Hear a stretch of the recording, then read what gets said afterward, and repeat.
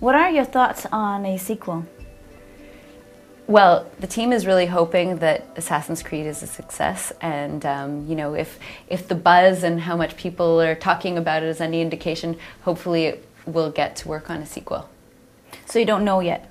It's not 100% sure. We're going to wait and see how popular this one is. When did you decide not to include multiplayer? Well, we looked at multiplayer early on. We were actually really interested in having some co-op elements because we thought it would be super cool to be able to run around the environment and grab someone and throw them up, you know, and have working with a different assassin. And we did some early prototypes. But then when we looked at the scope of what we were trying to do, it wasn't realistic, basically, because we created brand new tools and a brand new engine from scratch. So that means all the technology that we're using in Assassin's Creed we built from scratch during development. Also, we took a lot of chances with new types of gameplay. I mean, these huge cities this size where you can climb everywhere has never been done in a game before. And you know, having the 120 individual AI, each running their own AI, hasn't been done in a game before. Usually it's managed by a group AI manager. And having the AI be able to chase you everywhere and have, within this openness and stuff, it was a lot of development, so we thought we're better off to focus on creating a really good single-player experience. So we scrapped that idea early in conception. But is it something that you're thinking about maybe involving in your sequel? Yeah, if we get to do a sequel, I think that's something that the creative director, Patrice, would be really interested in exploring. What are you going to be working on after this? Well, I'm not sure yet.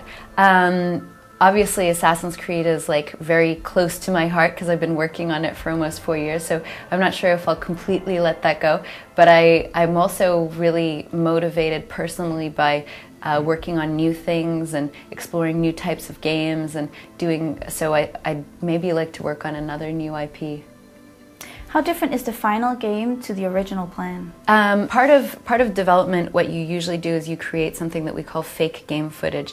Early in the game development, before you have the tools and everything else, you make a movie that is supposed to show the experience that you're going to have in the final game. And usually when you make these movies, you make them look, you know, amazing. You know, you put the best graphics in, you do all kinds of moves that you don't know are going to be possible, and then usually you spend the rest of production trying to actually bring that to life and make that a reality. And usually in most games, actually all the other games I've worked on, you never actually get there. You know, the graphics are not quite as nice as your movie or this or that.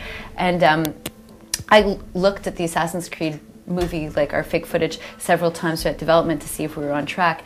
And one thing that I'm really proud of the team for is that it actually looks better, the final game, than what we had in the movie. And all of the moves, you know, with the horse, we had the horse in our movie, we had like all of the climbing moves, the fighting moves, they're all possible in the game. So I think, you know, we're pretty psyched about that.